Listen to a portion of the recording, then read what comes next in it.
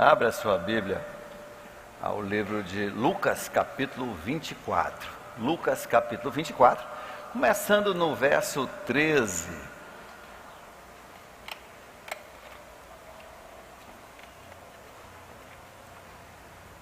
Lucas, capítulo 24, verso 13.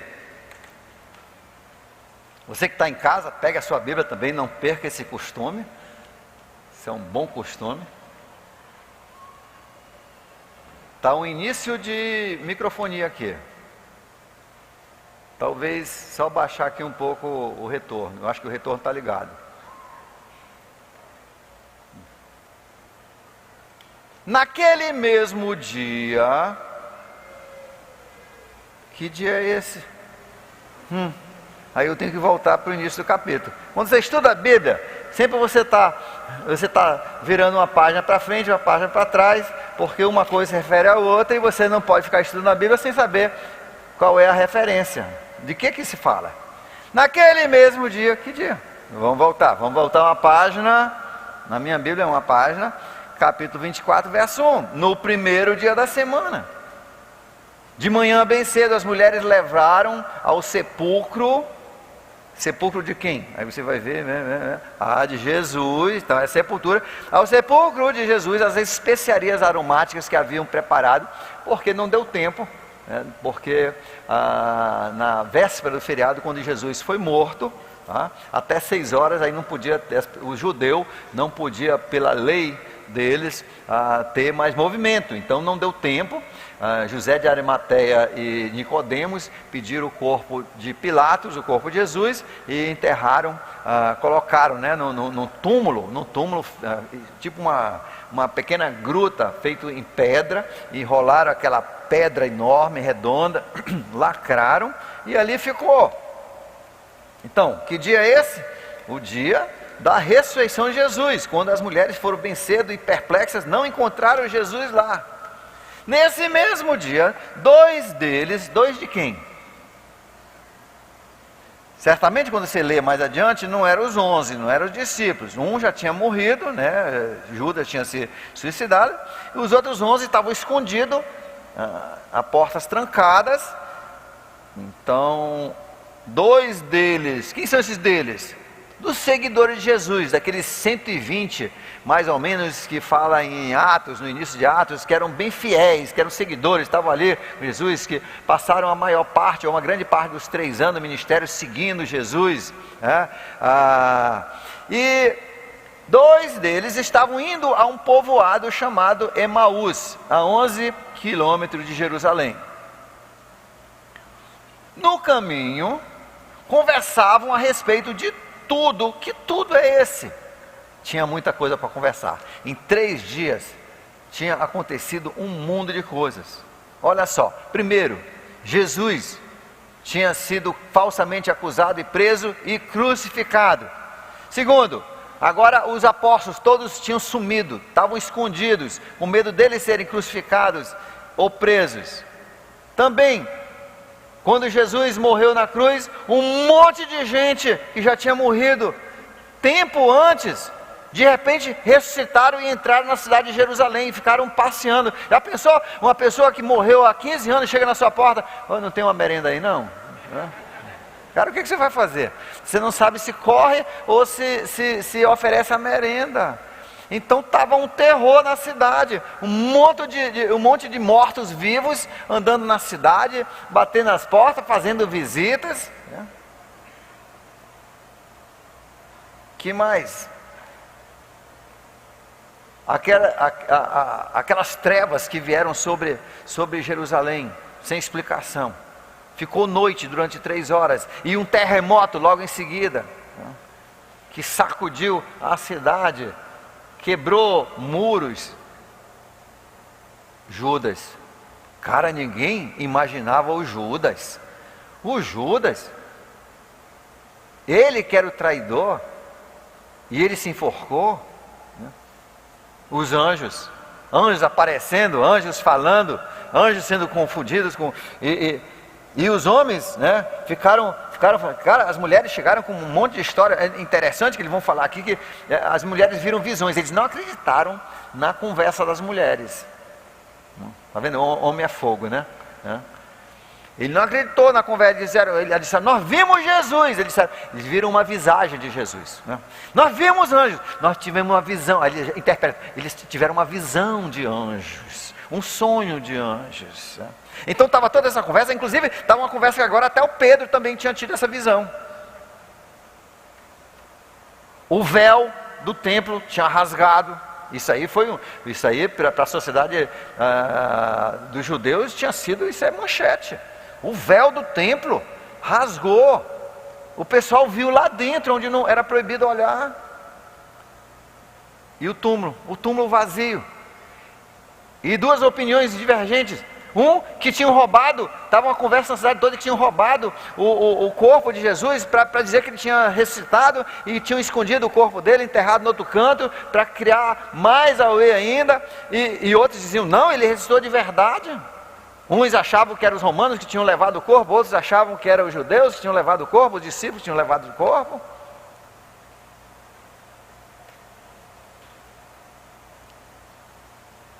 Tudo isso. No caminho conversavam a respeito de tudo que havia acontecido. Enquanto conversavam e discutiam, o próprio Jesus se aproximou e começou a caminhar com eles. Olha só uma grande lição. Jesus pode estar caminhando com você. Ele pode estar lá na casa com você. Sabe aquela última vez que você soltou aquele palavrão para sua mulher?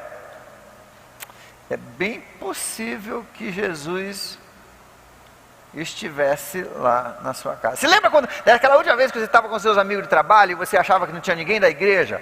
Você olhou, não tinha ninguém da igreja, aí você participou junto com as piadas e morar deles e ainda soltou uns palavrões também? Não?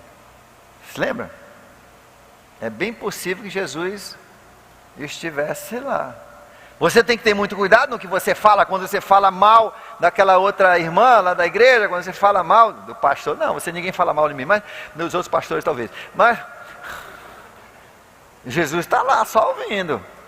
Está ouvindo. Aliás, a Bíblia nos ensina, como no Novo Testamento, como filho de Deus, como membro da igreja, como templo do Espírito Santo, que não é possível que ele esteja.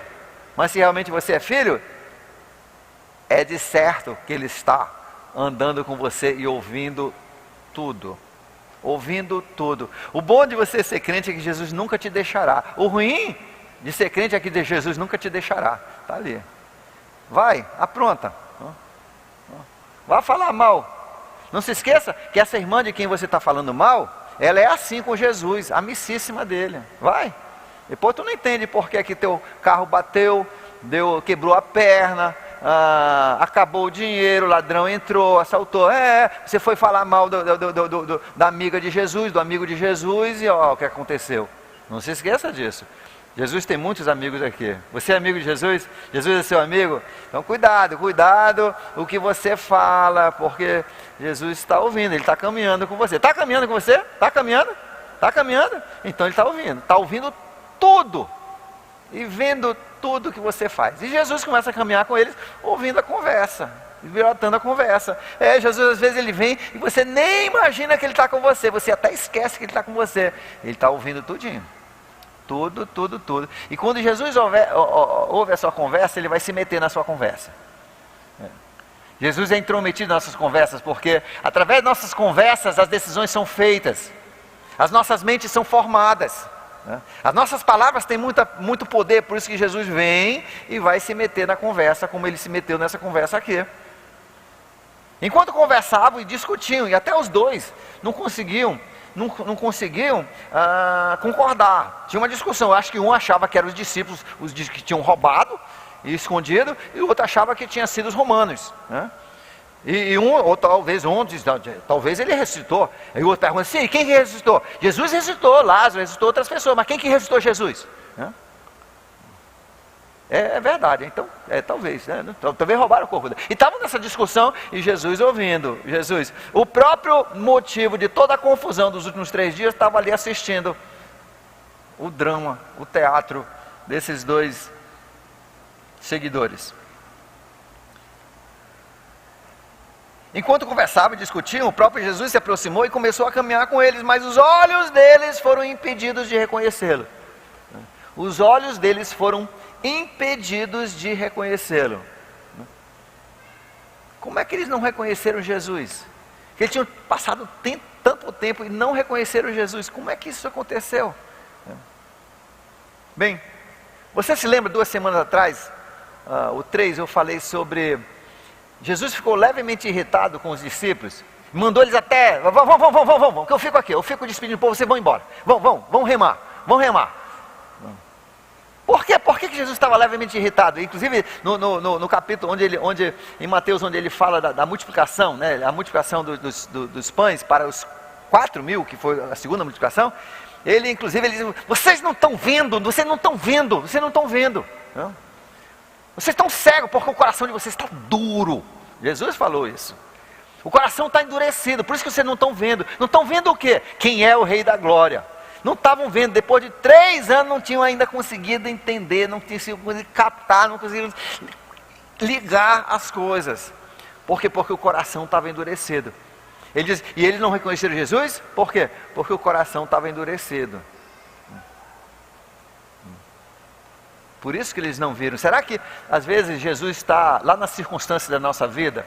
Ele está lá naquele problema da nossa vida, ele está lá naquela questão da nossa saúde, lá naquela questão financeira, ele está lá naquela situação ali, ele está lá na nossa casa, dentro daquela confusão, ele está lá. E você não vê Jesus. Jesus está presente, porque ele diz, nunca te deixarei, nunca te abandonarei, mas eu não estou vendo eles. Sabe por quê? Porque meus olhos estão cegos, teus olhos estão cegos, e aí nós não vemos Jesus. Você diz, mas será? Sim. Mateus capítulo 5, verso 8, diz que existem certas coisas que cegam os nossos olhos. Bem-aventurado os puros de coração, porque deles é o reino dos céus? Como é que é? Bem-aventurados os puros de coração, porque tem que falar mais alto, porque essa máscara atrapalha, né? Estão mudos porque usam máscaras. Bem-aventurados os puros de coração, porque verão a Deus. E quando você não consegue ver Deus, o coração dele estava endurecido. É um problema de coração, é um problema de impureza de coração no nosso caso. Nós não conseguimos ver Deus nessa situação que está passando, nossa família está passando, que sei lá, nosso ministério está passando, que nosso trabalho está passando, nossas finanças estão passando. Nós não conseguimos ver Deus muitas vezes porque nosso coração está com alguma impureza. A Bíblia fala de 3 impurezas que cegam. Eu me lembro uma vez, eu estava numa viagem de carro, era uma viagem de umas 3 horas, e eu na minha lente, era aquela lente acrílica, aquela durinha, e tinha riscado. Mas como eu precisava da lente para poder dirigir, eu botei, incomodou um pouco, mas eu dirigi, e assim incomodou um pouco, mas eu dirigi as 3 horas. Aquele risquinho na minha lente prejudicou a minha visão durante 6 meses.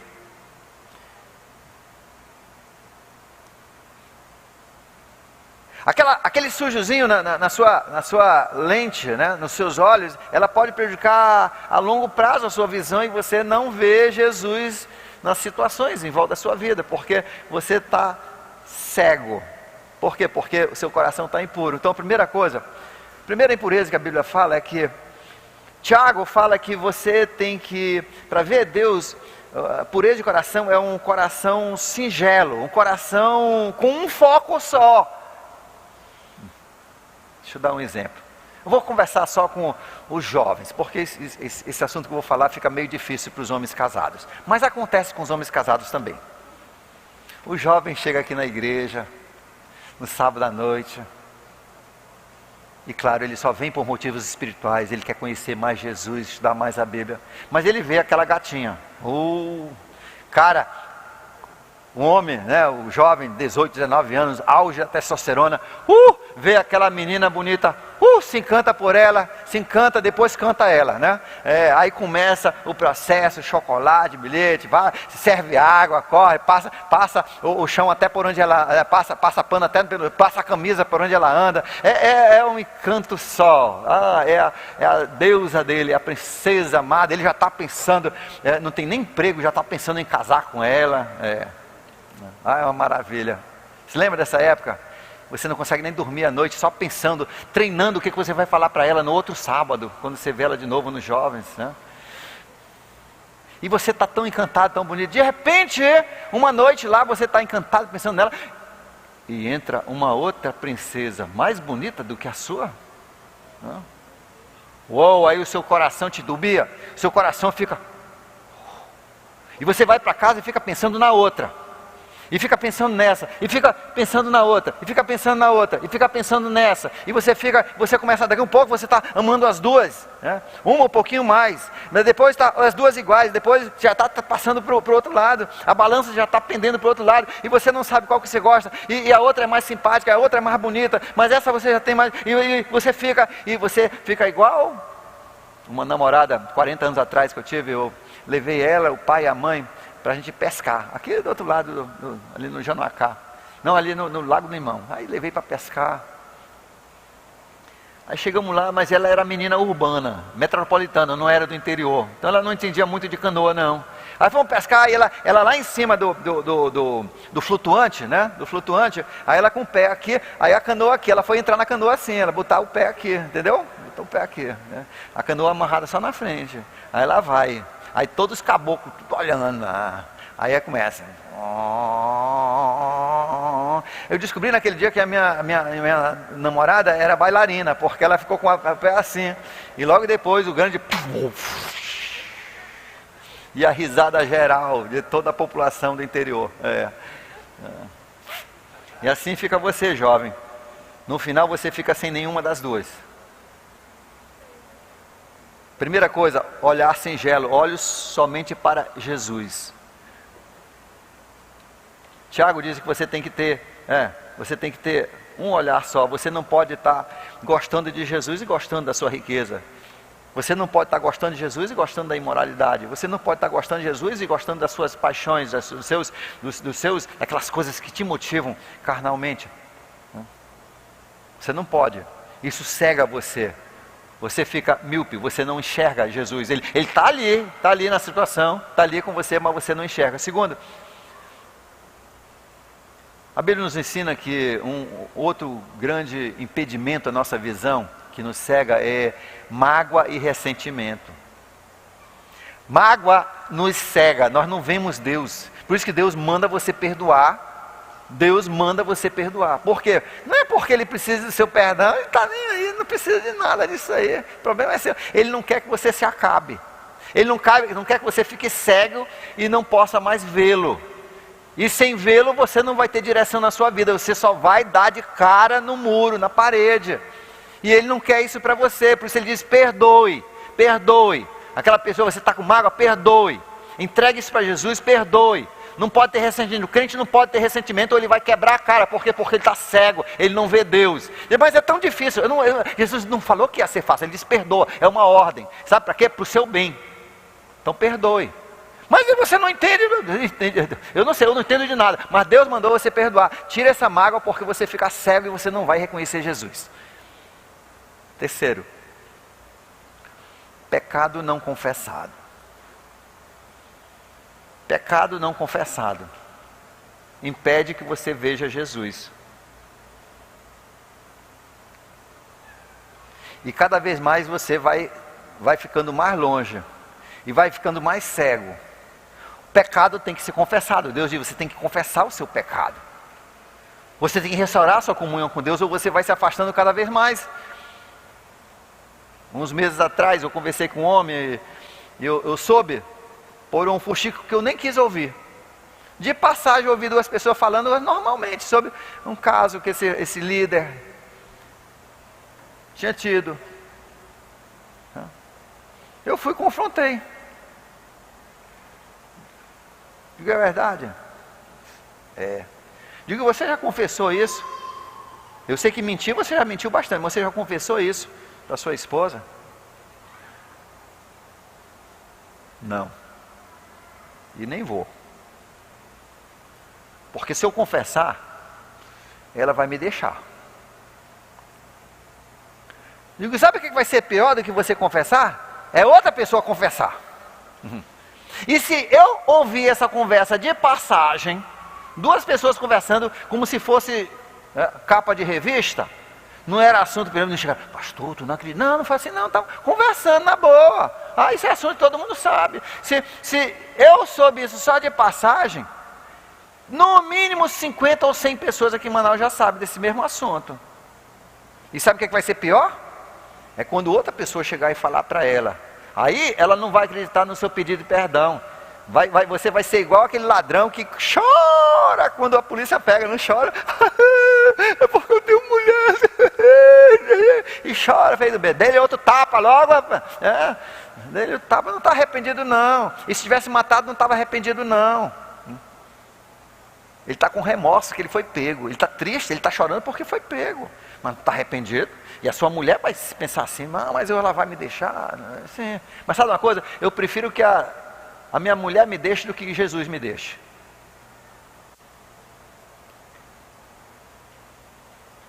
Sabe o que é isso? Sujo. As decisões que ele toma já não são mais. Cada vez eu vejo ele distanciando cada vez. Uma pessoa que foi líder, estava na frente da igreja, hoje ele está lá na distância, quase saindo da porta. Então essas coisas nós temos que tirar. E o nosso coração, ela pode estar impedido de vermos Jesus na nossa vida. Jesus está sempre conosco, mas isso impede que a gente o veja. Foram impedidos de reconhecê-lo. Jesus, ele lhes perguntou, sobre o que vocês estão discutindo? Você acha que Jesus não sabia? Claro que ele sabia. Mas Jesus quer criar diálogo, porque as palavras são poderosas. É através da palavra que nossos comportamentos, nossas vidas, nossos pensamentos, nossas filosofias, o nosso jeito, o nosso modo de vida é formado. Palavras são essenciais, palavras são importantíssimas. Palavras, elas acendem e derrubam impérios. Palavras são fundamentais. E Deus entende isso. Por isso que Jesus queria entrar na conversa, porque Jesus queria influenciar essa conversa. Ele vai entrar nessa conversa. E ele entende que palavras são importantes. Então ele diz, sobre o que vocês estão discutindo? Porque nas nossas palavras, nós falamos o que realmente nós acreditamos. Nossas palavras, elas nos traem. Elas nos divulgam. Elas nos tornam públicos. Eu fico impressionado. Como pessoas ainda não entenderam que a sua mídia, que você fica postando, as empresas estão visitando a sua mídia. As pessoas estão visitando a China está visitando a sua mídia. E postam tudo. Depois, eu não sei como é que aconteceu, não sei como que a polícia apareceu lá em casa. Foi tua bestalhada que botou lá no teu Facebook. Tá doido? Coloca as coisas no Instagram, no Facebook. Não consegue fazer uma coisa sem postar, tirar foto. E assim, então Jesus, ele diz assim, sobre o que vocês estão discutindo? E parece que os dois estavam com duas opiniões diferentes, enquanto caminham. Isaías capítulo 1, verso 18 diz, olha, Jesus nos convida a conversar com Ele, a discutir com Ele, a razoar, né, o verbo antigo, que significa, vamos raciocinar esse negócio juntos? Vamos conversar um pouco sobre esse negócio? Jesus te convida. Jesus é grande. Sabe o que é bom? Porque às vezes a gente raciocina a coisa, conversa a coisa com todo mundo, menos a pessoa importante.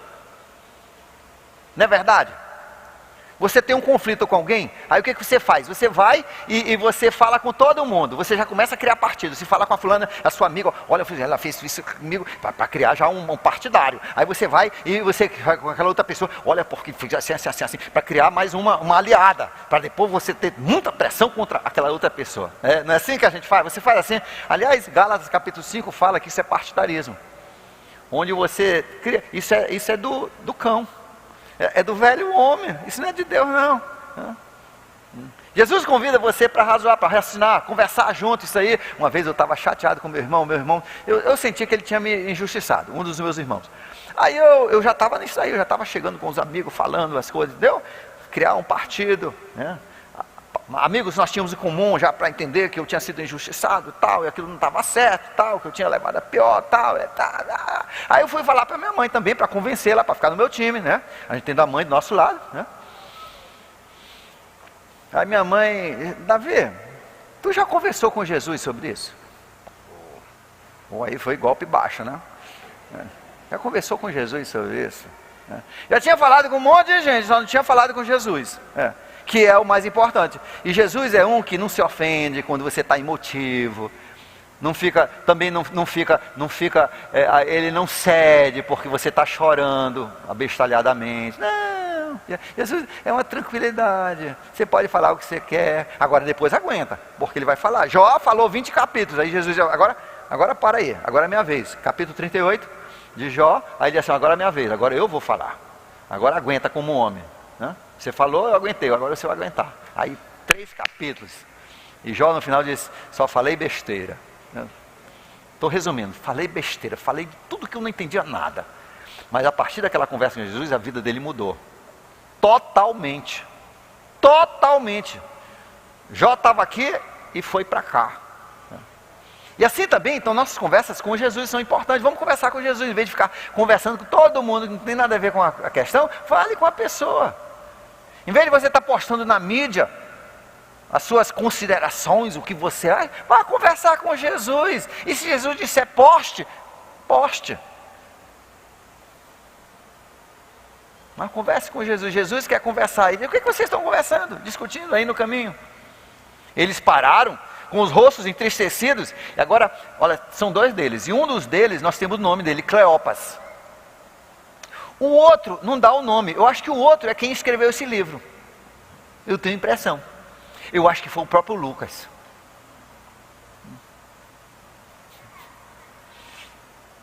Ele falou, Cleopas que falou isso, não foi eu estava lá, mas eu não falei isso. Eu estou tirando meu time fora. O Cleopas. Os 2, eles pararam com os rostos entristecidos, olharam para Jesus e um deles, o Cleopas, ficou bem claro, disse, você é o único visitante em Jerusalém que não sabe do que aconteceu nesses últimos dias? Tu está doido? Não, olha só, ele já foi a sua cortada, olha só, agressiva. Com quem? Com o motivo da confusão dos últimos 3 dias. Eu acho que Jesus teve que se segurar para não rir. Do abestalhado lá, dando a cortada nele, dando a cortada em Jesus. Será que você é o único visitante? Visitante ainda, visitante, você lá, eu aqui, não é de casa não é irmão, visitante. Você é o único visitante que não sabe das coisas que aconteceram em Jerusalém? Aí Jesus é fogo, olha só o verso de Jean. Que coisa?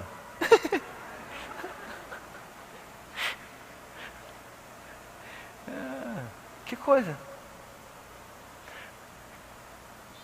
Por que Jesus insistiu e instigou essa conversa?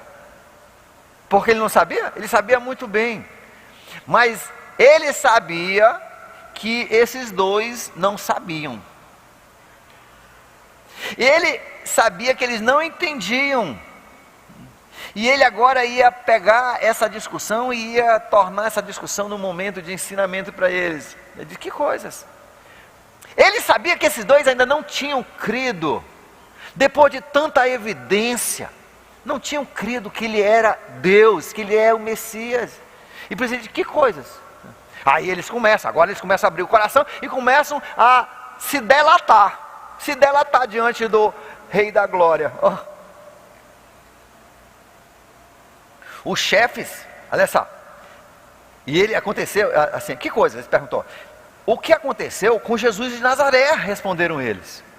Ele era um profeta, ele era um profeta. Você já viu o erro? Ele era um profeta. Ele era o Deus dos profetas, seus doidos, né? Era o Deus, ele é o profeta dos profetas, é o profeta que dá as profecias para os profetas. Ele era um profeta. Que profeta? Eles não tinham entendido. 2, 3 anos com ele, não tinham entendido ainda, igual discípulos.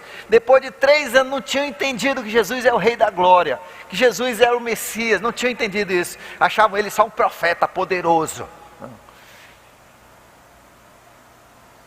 Era um profeta poderoso em palavras, em obras diante de Deus, que diante de Deus ele era Deus. Entendeu? Não tinham entendido nada. Por quê? Porque os seus corações estavam endurecidos. Por quê? Porque o foco estava errado. Olha só, você vai ver que o foco deles estava errado. Eram seguidores de Jesus e o foco era errado. Eram membros de igreja, mas o foco estava errado. Os chefes e sacerdotes das nossas autoridades o entregaram para ser condenado à morte e crucificaram. E nós esperávamos que era ele que ia trazer a redenção de Israel. Eles achavam que Jesus ia ser o homem que ia soltar as algemas, que ia quebrar as correntes e libertar Israel do domínio de Roma. Que ele ia levantar um exército, ele ia fazer de uma força milagrosa, que ele ia chamar anjos e ia detonar aquele exército mais poderoso do mundo, e agora Israel ia estar em cima. Era isso que eles queriam, é isso que eles esperavam, que agora ia ter um novo imperador, e Israel ia estar lá em cima do mundo, número 1, top, né? E Roma embaixo, engraxando o sapato. E é isso que Jesus entendia que eles não entendiam, que eles estavam com o foco todo errado. Eles estavam buscando um status para o Estado de Israel, não estavam buscando o perdão dos seus pecados, não estavam buscando a redenção do mundo, estavam buscando um status, um nacionalismo. Eles eram nacionalistas, os seus discípulos eram nacionalistas, todos, você vê isso, eles eram assim, aqueles super nacionalistas. E ele continua, ele diz, e nós esperávamos que ele ia trazer a redenção de Israel. E hoje já é o terceiro dia desde que tudo isso aconteceu. Algumas das mulheres entre nós nos deram um susto hoje. Foram de manhã bem cedo para o sepulcro e não acharam o corpo dele. Voltaram e nos contaram ter tido uma visão. Olha a visão, já muda isso aí. As mulheres não chegaram, nós tivemos uma visão. Não, mulheres, nós vimos um anjo falou conosco. E aí os homens já interpretaram, tiveram uma visão, um sonho de um anjo. E disseram que ele está vivo. Alguns dos nossos companheiros, quem foram os 2 companheiros que foram lá na sepultura?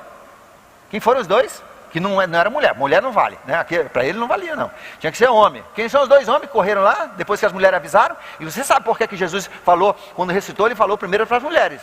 Você viu? Sabe por quê? Porque ele queria que o mundo todo soubesse logo da ressurreição dele. Mas os 2 homens que foram lá, quem foram? Bora você lembrar. Quem foram os 2 homens? Pedro e João. E quem chegou primeiro? João. Pedro era gordinho. Ou então tinha a perna curta, não sei. Mas ele chegou depois. João chegou primeiro. Agora, João era medroso, ele não gostava de cemitério. Ele não gostava de gente morta, ele não gostava de caixão. Entendeu? Ele gostava de Jesus, mas não gostava de caixão. Ele chegou, ficou ali fora. Pedro, do jeito que vinha devagar, mas entrou com tudo. Ou então não tinha freio, não sei, né? Entrou com tudo lá dentro da sepultura, né? 2 dos nossos, né?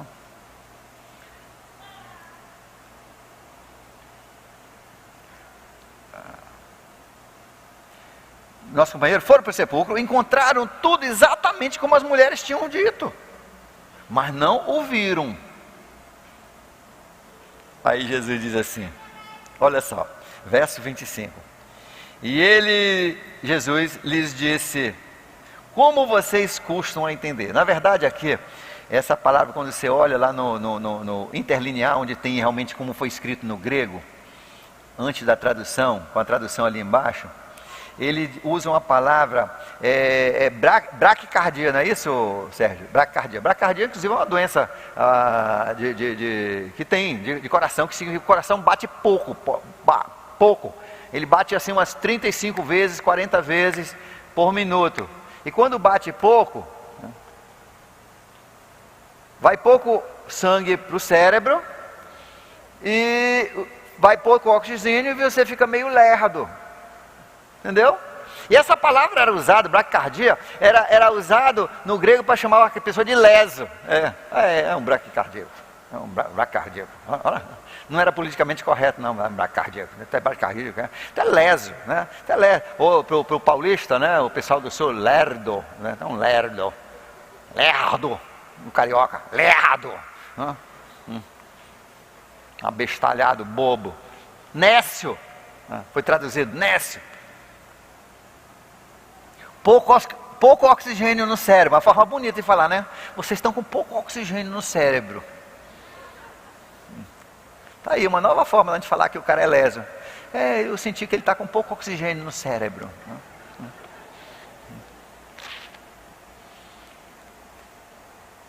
Ele diz, vocês custam, vocês são devagar para entender. Agora chamou de burro.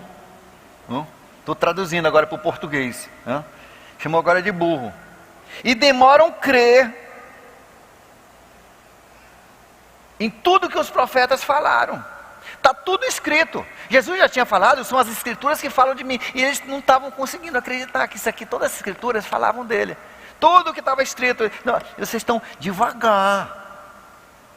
Entender tudo que os profetas falaram. Não devia o Cristo sofrer essas coisas para entrar na sua glória? Salmo 22, 23, 24. O salmo que fala da crucificação, da morte, do sepultamento, da ressurreição, da glória de Jesus. Isaías tem pelo menos 2 capítulos, um que só fala sobre isso, Isaías 53, sobre o sofrimento do Messias. Você não devia o Cristo sofrer essas coisas para que entrasse na sua glória? E começando por Moisés e todos os profetas, explicou, foi a melhor aula de CENIB que já houve no universo. Ele explicou detalhadamente, pegando aqueles versículos, todas aquelas passagens do Velho Testamento, desde lá da lei, do Pentateuco, os salmos todos falam de Jesus.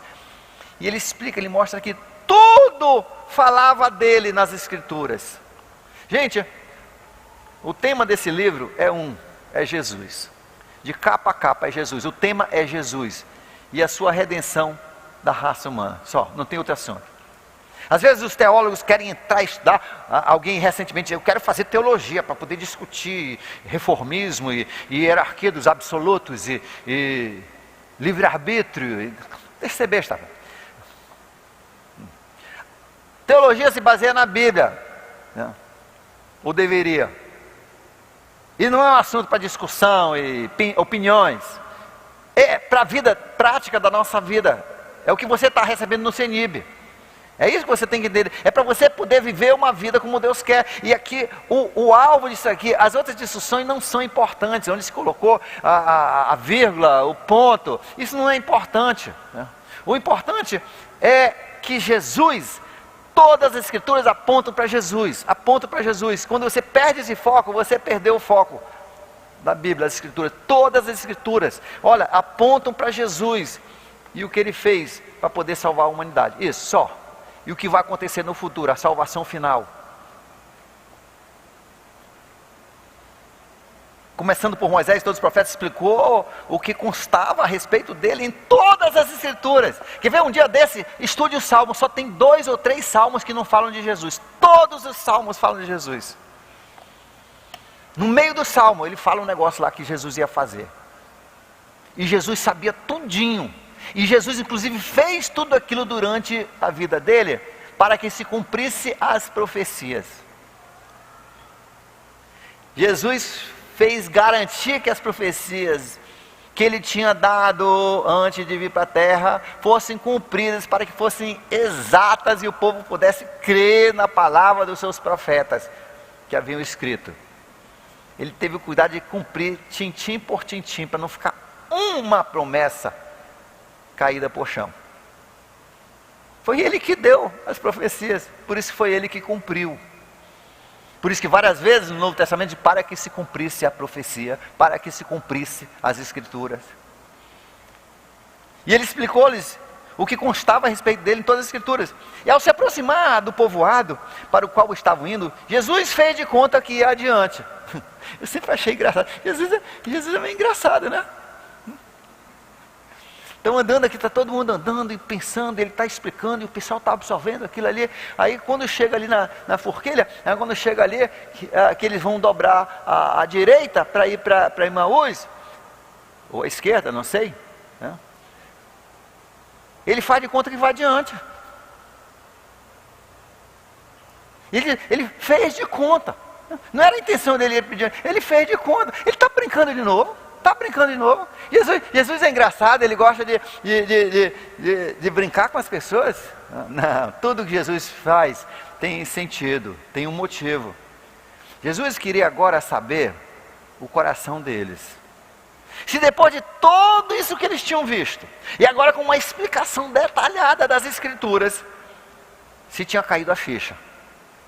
E a ficha ia cair se eles quisessem Jesus como Messias. Essa é a pergunta é hoje, né? Eles tinham visto todo esse drama, entendeu? E agora Jesus está fazendo o apelo. Ele fez de conta que ia em diante, para ver a reação deles. E dessa vez tiveram a reação certa. Olha só, insistiram. Jesus fez isso como quem ia adiante, mas eles insistiram muito com ele. Fica conosco, não vá adiante, fica conosco, não passe adiante, fica conosco. É igual aquele cidadão, aquela pessoa que você tinha uma família desgraçada, briga, separação, aí um dia a sua esposa aceita Cristo, seus filhos que eram pequenos demônios, aceitam Cristo, e se tornam uns seres quase angelicais. A sua mulher transforma, e você vê, e você sabe que isso é a partir de quando ela aceitou Cristo, entrou na igreja e está servindo a Deus, mas você não dá o braço a torcer, você sabe, mas ainda não quer. E Jesus está te testando hoje à noite para saber se você vai deixar ele passar adiante, porque se ele passar adiante de você, talvez você fique para sempre no caminho da perdição. Talvez nunca mais ele volte pelo seu caminho. Hoje à noite, Deus talvez está fazendo o que ele está passando por você. Ele está incomodando você aqui no auditório com algumas coisas. E ele faz de conta que ele vai passar para ver se você vai agarrar ele como Jacó agarrou. Jacó estava perdendo a luta livre, mas ele agarrou e disse: eu não te largo, né? Você me mata, mas eu não te largo, né? Como Moisés: se você não for, então eu também não vou. Eu não vou subir com Israel se você não for conosco. Quem? Senhor Jesus. E aqui eles entenderam, finalmente, olha só o que disseram. Mas eles insistiram muito com ele: fique conosco, passe a noite, vem, porque o dia já está terminando, fica conosco hoje à noite, nós vamos arranjar um lugar para você, fique conosco, não passe de mim. Essa é a oração que salva. Não passe de mim, fique comigo, Jesus, fique comigo, eu preciso, eu entendi, tu és o Messias, não passe adiante, porque ele pode passar hoje e nunca mais voltar, nunca mais você vai ter essa chance de resolver esse problema que ele está afetando lá a sua vida, que ele está queimando o seu coração, que ele está queimando a sua consciência hoje à noite, e você não resolveu, aquele perdão que você precisa pedir. Teve um irmão anos atrás nessa igreja que ele precisava consertar uma coisa, ele precisa resolver uma coisa muito séria na vida dele.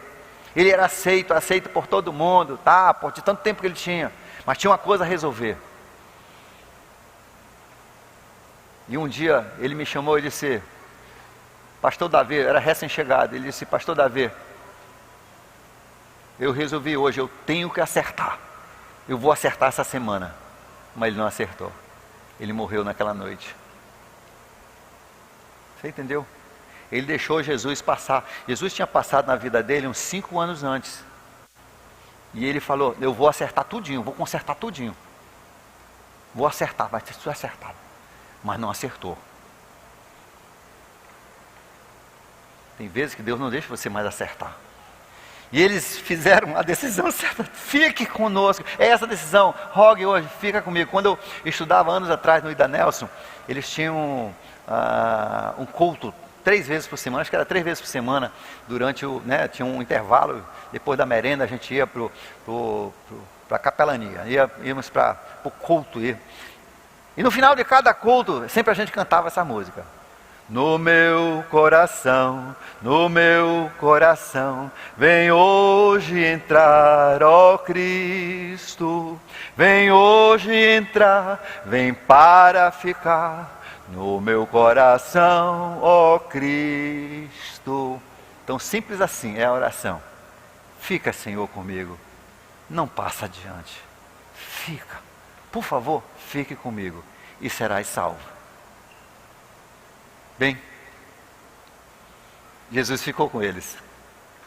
É o livre-arbítrio que a gente sempre fala aqui. Eles pediram, Jesus ficou. Na verdade é o que Jesus queria. Esse estou à porta e bato. Se você abrir, eles abriram. Disse, fica com a gente. Não vá, não fique. Fica. Então ele entrou para ficar com eles. Não é legal? Jesus já entrou para ficar com você.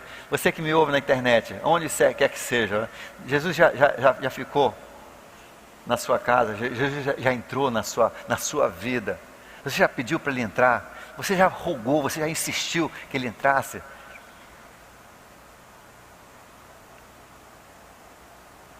E ele ficou aquela noite com eles. Quando estava à mesa, tomou o pão e deu graças e partiu e deu a eles, e os seus olhos foram abertos. Quando ele abriu, quando ele quebrou o pão, eles se lembraram, a ceia, esse é o meu corpo que é dado a você. Eles lembraram a multiplicação dos pães para 4.000, ele se lembrou da multiplicação dos pães dos 5.000, eles se lembraram, esse é o Rei da Glória, esse é o Messias que a gente esperava. Eles abriram e lembraram daquelas muitas vezes que eles tinham lanchado com ele, almoçado com ele, ele quebrava o pão de certa forma, e os seus olhos foram abertos. Por quê? Porque tinham dito, fica conosco. Agora o coração amoleceu, o coração não estava mais duro. E agora eles viram Jesus e ele desapareceu. Isso é um chato, né? A gente está 3 horas passeando com Jesus, na hora que a gente entende que é Jesus, ele vai embora. Jesus já está aprontando de novo? Não. Tudo que Jesus faz tem motivo. O que ele estava fazendo? O justo viverá pela fé. Jesus só nos dá bastante evidência através de milagres, curas, de estudos bíblicos, de mensagens, coisas que vêm na vida, só o suficiente para a gente crer. Se a gente crer é o resultado, mas nós ainda temos que viver pela fé. Por isso que Jesus não cura todo mundo.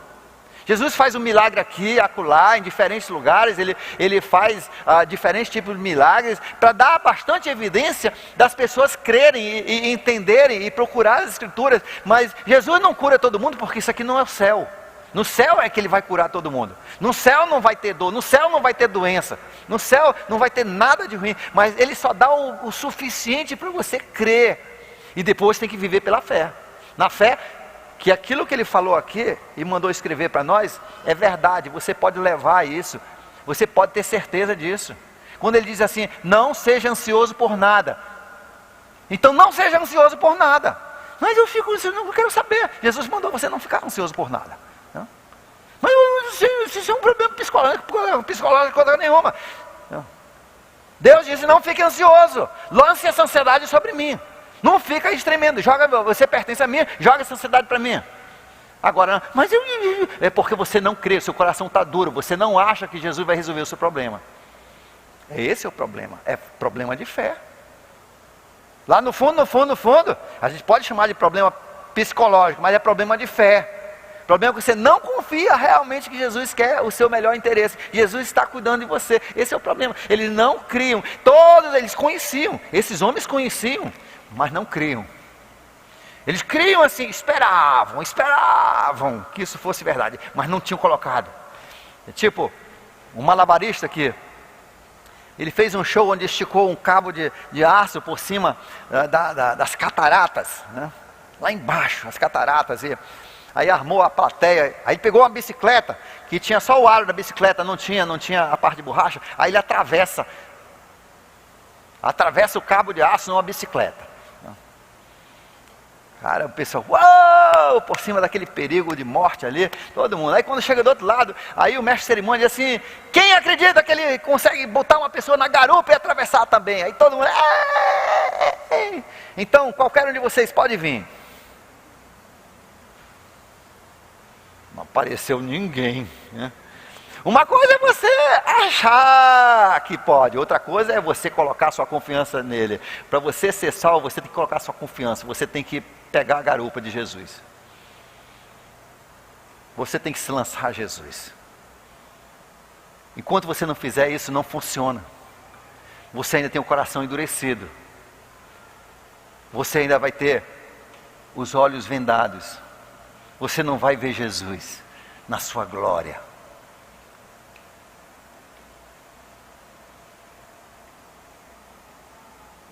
E desapareceu. Por quê? Porque agora é a hora de crer, agora andar pela fé.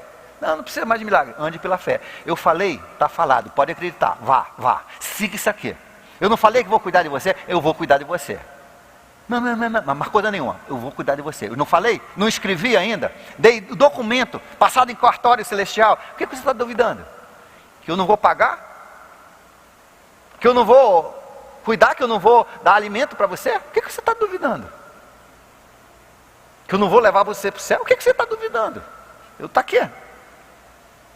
Crê na minha palavra, é isso que ele fala, ele vai ter, bate de volta. Por isso que a gente precisa estudar no CENIB, no Kids, no Infantil, no Teens. Nós precisamos estudar a palavra de Deus, porque é isso, nós conhecemos agora as promessas que Deus tem feito. Nós vamos ter consciência daquilo que Deus tem colocado aqui, e todas essas coisas falam dele, do que ele faz para nós.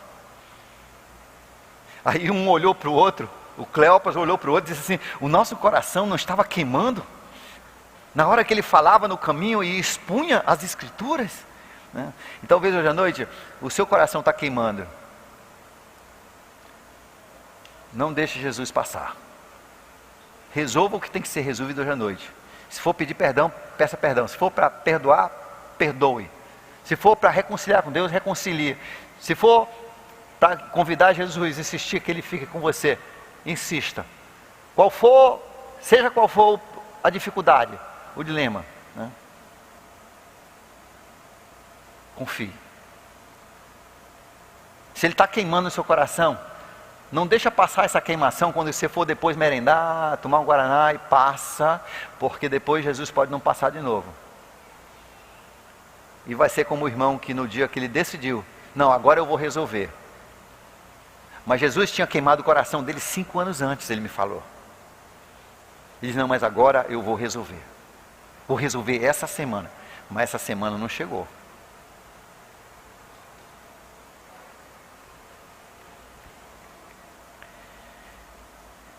Agora olha só, quem convida Jesus, como é que você conhece? Por isso que eu falei, é uma bênção você saber, você está aqui hoje à noite, você ter voltado, as pessoas que quiseram voltar, mas não puderam, né? Olha só o que isso me diz de você. E levantaram-se imediatamente e voltaram para Jerusalém, e ali encontraram os 11 e os que estavam com eles reunidos. Quando a pessoa realmente, ela tem Jesus, ela quer estar com o povo de Jesus. Ela quer estar na comunhão, ela quer estar no estudo, ela quer estar ali com o outro, o Espírito Santo dentro de mim, quer estar com o Espírito Santo dentro de você. Você entendeu? Por isso que existe essa vontade da gente se congregar, isso chama-se igreja. É Deus que dá essa vontade, e quando não há essa vontade, ou a pessoa ainda está com os olhos obscurecidos, vendados, ou está desviado, ou nunca conheceu Jesus. Outro dia, chegou um cidadão aqui na igreja, aí a pessoa pergunta, mas você não está, qual é o culto que você está vindo? Ah, não estou vindo não. Mas por quê? Não, porque eu prefiro ficar em casa, eu assisto online, sabe? Eu sei que ele está falando, eu posso, aí se tiver um jogo, eu posso assistir o jogo junto com a mensagem, né? E depois assim, depois, né? Depois do jogo eu posso assistir o resto da mensagem, se eu tiver, né? Se eu me lembrar de alguma coisa, eu posso dar uma ligada, resolver as coisas, né? Você entendeu? É mais cômodo, ele diz assim, é mais cômodo ficar em casa, assistir online, coisa. Sabe qual é o problema dele? Quem entendeu o problema dele? Eu espero que ele entendeu, eu espero que você esteja aqui, irmão. Eu espero que você esteja assistindo e não esteja no jogo agora. Sabe qual é o problema? Ainda não queimou. Porque quando você insiste com Jesus, o seu coração queima, você insiste, fica comigo, não passa adiante, fica comigo. Cara, você quer estar, como diz o salmista, alegrei-me quando disseram, vamos à casa do Senhor. Você não vê a hora de voltar para as aulas de discernir, você não vê a hora de vir para o culto, você não vê a hora de estar junto com os outros que são portadores do Espírito Santo. E levantaram e voltaram imediatamente para Jerusalém, ali encontraram os 11 que estavam com eles reunidos e diziam, é verdade, o Senhor ressuscitou e apareceu a Simão. Agora ele já tinha aparecido para Pedro também. Então os dois contaram o que tinha acontecido no caminho e como Jesus tinha sido reconhecido por eles quando partia o pão. Hoje à noite nós vamos encerrar esse culto com uma música que a Penélope vai me ajudar. Uma música que a gente cantava há uns 10 anos atrás, mas muita gente não conhece a música aí. Eu vou cantar a primeira vez para você lembrar ou aprender. E depois nós vamos cantar como nossa oração final.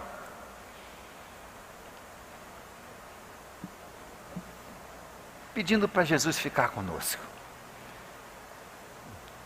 Jesus não passa adiante. Não passa adiante. Fica aqui comigo. Fica comigo. Eu quero reconhecer Jesus em tudo na minha vida.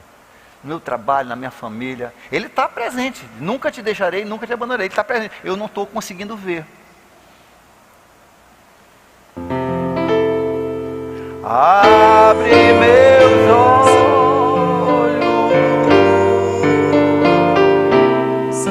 quero ver-te, ó Cristo,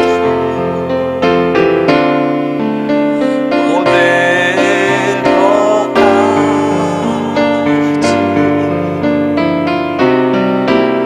dizer que te amo.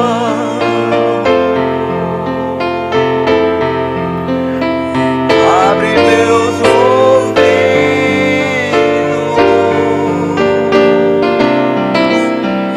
ensina-me a ouvir-te.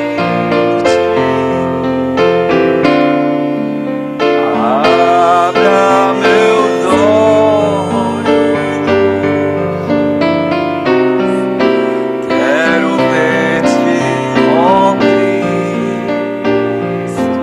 Agora você. Cante com a sua voz. Uma oração de verdade lá no fundo do seu coração. Senhor, eu quero te ver. Eu quero te ver lá na minha família, nas circunstâncias adversas. Eu te quero ver no trabalho. Eu quero te ver nos esportes. Eu quero te ver no meu namoro. Eu quero te ver em tudo que eu faço. Não passe de mim. Fica comigo. Eu insisto, fica comigo. Jesus, não vá adiante. Abre meus olhos,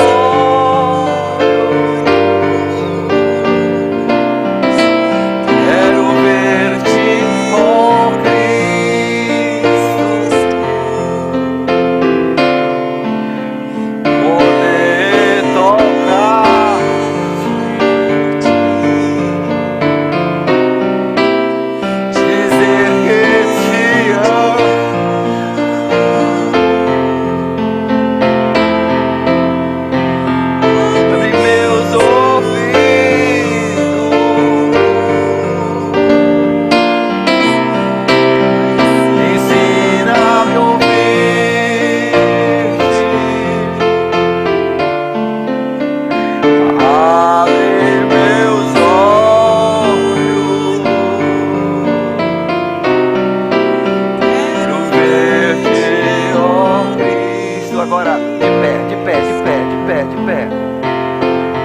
pedindo para Jesus ficar com você, pedindo para ver Jesus, para tirar a cegueira, para tirar o que está atrapalhando, tirar aquilo que está ofuscando, aquela visão perfeita de Jesus em todo momento, para você viver uma semana de mais Jesus na sua vida, de mais visibilidade de Jesus na sua vida. Faça disso a sua oração e hoje saia desse culto abençoado. Você que tem coisa a resolver, não deixa passar essa queimação no seu coração. Resolva isso agora, resolva hoje. Não deixe para amanhã, não deixe ali depois o quibe, a pizza, fazer essa queimação, mudar de queimação espiritual para uma queimação de indigestão. Resolva isso agora, resolva isso, porque senão Jesus pode passar. Ele vai embora e você fica. Abre meus olhos, quero ver-te, oh Cristo, poder tocar-te, dizer que te amo. Abre meus ouvidos,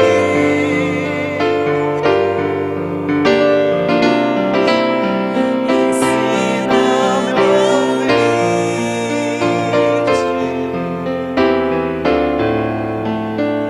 a ouvir-te. Abre meus olhos,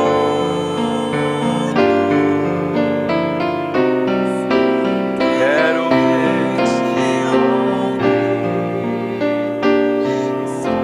Abre os nossos olhos, nós queremos te ver, Jesus. Queremos te ver essa semana toda, a todo momento, no meio da noite, de manhã, ao acordar, aonde quer que formos, só fica conosco. Nós queremos te ver. Tire as nossas cegueiras, Senhor. Nos ajude a tirar aquilo que está impedindo, aquelas sujeiras, aquelas cataratas, aqueles riscos em nossas lentes, Senhor. Nós queremos te ver. Que Deus te abençoe ricamente. Que sua semana seja uma semana cheia da glória, da visão de Jesus. Em nome de Jesus. Amém.